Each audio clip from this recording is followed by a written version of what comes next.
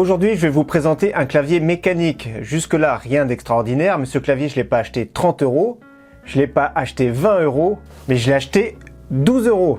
Salut tout le monde, c'est Flo, j'espère que vous avez la forme. Oui, j'ai acheté un clavier mécanique, en plus de ça, AZERTY, à 12 € sur Amazon. Donc un clavier plein format mécanique avec des switches rouges. Donc là, c'est vraiment une offre canon. Donc je préfère préciser, c'est une offre qui est vraiment très limitée. Les promotions, ça va très très vite. Personnellement, je l'ai acheté 12 € tout pile. J'ai mis 48 heures pour être livré avec Amazon Prime.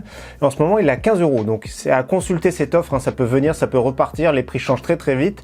N'hésitez pas à checker la description pour retrouver ce clavier qu'on va découvrir ensemble et qu'on va tester. Donc on va faire le tour, je vais le déballer pour commencer. Donc comme vous avez vu, je le reçois dans un carton tout blanc. Donc il se présente comme ceci. Donc voilà ce clavier de la marque PicTech. Donc 12 €, je l'ai acheté en ce moment, il est environ 15 €. Donc super intéressant, comme vous voyez, c'est du plein format avec le pavé numérique. Donc comme on voit, en plus de ça, sa particularité, c'est d'avoir des touches multimédia, notamment ici pour monter ou descendre le volume avec une roulette. À l'arrière, comme vous voyez, il y a 4 patins en caoutchouc, on peut le surélever comme ceci, donc c'est vraiment très bien. Donc je vais commencer premièrement par vous faire écouter le bruit des touches mécaniques. Touche espace. Donc je vous montre les switches mécaniques qui sont juste ici. C'est des marques qui sont inconnues, que je connais pas. C'est ni des Kailh, ni des Gateron, et encore moins des Cherry MX. Donc des marques inconnues, donc des marques chinoises. Mais dans tous les cas, les sensations du switch rouge sont vraiment idéales pour des joueurs, notamment FPS. Donc bonne surprise, comme vous voyez, le câble en plus de ça, il est tressé, de bonne qualité. Et précision également, vous avez dans la boîte un petit accessoire pour retirer les touches directement. Et un petit CD ici sûrement pour les pilotes. Donc je vais débrancher mon clavier Mars Gaming que j'ai testé très récemment dans un setup à moins de 100 €. Donc le clavier Mars Gaming. Il y avait également la petite souris Mars Gaming, donc n'hésitez pas à regarder, je mets la petite fiche pour ceux qui ont loupé cette vidéo, donc un setup à moins de 100 €. Donc comme vous voyez, ce clavier adressable RGB, donc c'est un balayage de gauche à droite. Dans tous les cas, comme vous avez vu, cette finition plastique de bonne qualité, la petite courbure qui va bien comme ça, je vais le tester, je vais prendre le temps de le tester en jeu bien sûr, voir ce que ça donne les sensations, voir s'il n'y a pas de bug particulier éventuellement. Dans tous les cas, franchement, c'est vraiment très bien. Donc on se retrouve tout de suite après ça.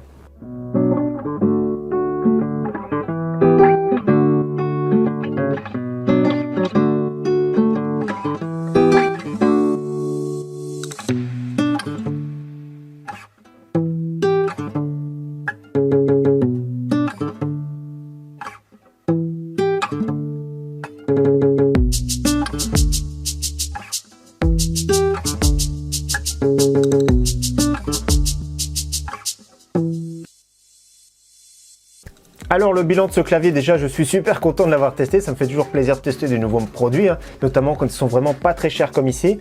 Donc ce clavier, comme vous voyez, moi ce que j'aime bien au niveau des points positifs, j'aime bien ce petit liseré qu'on voit sur le côté, je trouve ça super joli. La finition c'est vraiment super correct, j'aime bien la police d'écriture, hein. Ça fait pas premier prix on va dire, donc la police d'écriture est vraiment très lisible. Il y a plusieurs modes de rétroéclairage RGB, ça c'est vraiment bien pilotable directement depuis le clavier, donc touche FN avec les petites combinaisons qui sont ici. Et je préfère préciser, il y a le petit manuel pour ceux qui veulent regarder les modes différents. Mais il y a plusieurs modes qui sont vraiment sympathiques. C'est toujours bon à prendre. Le rétroéclairage n'est pas super puissant, mais c'est toujours très très bien. Ça suffit largement. En plus de ça, ce qui est bien, c'est qu'on peut avoir des couleurs assez neutres, assez propres. Ça, j'aime beaucoup. Ne pas être obligé d'avoir du RGB à tout prix. Autre gros point positif, bien sûr, comme vous le savez, c'est son prix, hein. Il n'y a vraiment pas de concurrence à ce prix-là.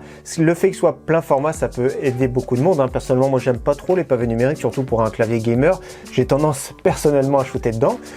Par contre, au niveau des points négatifs, il y en a bien sûr au niveau de cette gamme de prix, ça se comprend. Donc, premier point négatif, c'est qu'il y a une petite résonance ici quand on tape sur les touches. On voit parce qu'il y a une petite résonance, hein, c'est vraiment du plastique. Il faudrait peut-être mettre des petits joints O-ring pour amortir les chocs. Dans tous les cas, c'est peut-être un tout petit peu plus bruyant que certains claviers mécaniques en switch MX Red, mais c'est pas aussi bruyant qu'on va dire que les switch MX Bleu. Moi, j'aime pas trop le petit retour sonore. Autre petit point négatif ici, c'est la molette. Je trouve qu'elle est vraiment pas top du tout. Donc il faut vraiment faire doucement avec, petit cran par petit cran. Dans tous les cas, il n'y a pas de souci, mais quand on est brut ici, ça bug un petit peu. Petit cran par petit cran, ça passe sans souci. Donc voilà, gros point positif pour ce clavier. Bien sûr, à voir dans le temps ce que ça donne, parce que j'ai pas le retour, hein. J'ai fait un test très rapide. Avec le temps, peut-être que certaines touches peuvent bugger ou autre, mais ça peut arriver sur n'importe quel clavier, sur des claviers même haut de gamme. Dans tous les cas, ce clavier pour moi, c'est vraiment une excellente surprise. En tout cas, comme d'habitude, merci à tous d'avoir suivi cette vidéo. J'espère encore une fois qu'elle vous aura plu et je vous dis à très bientôt sur ma chaîne. Ciao, bye!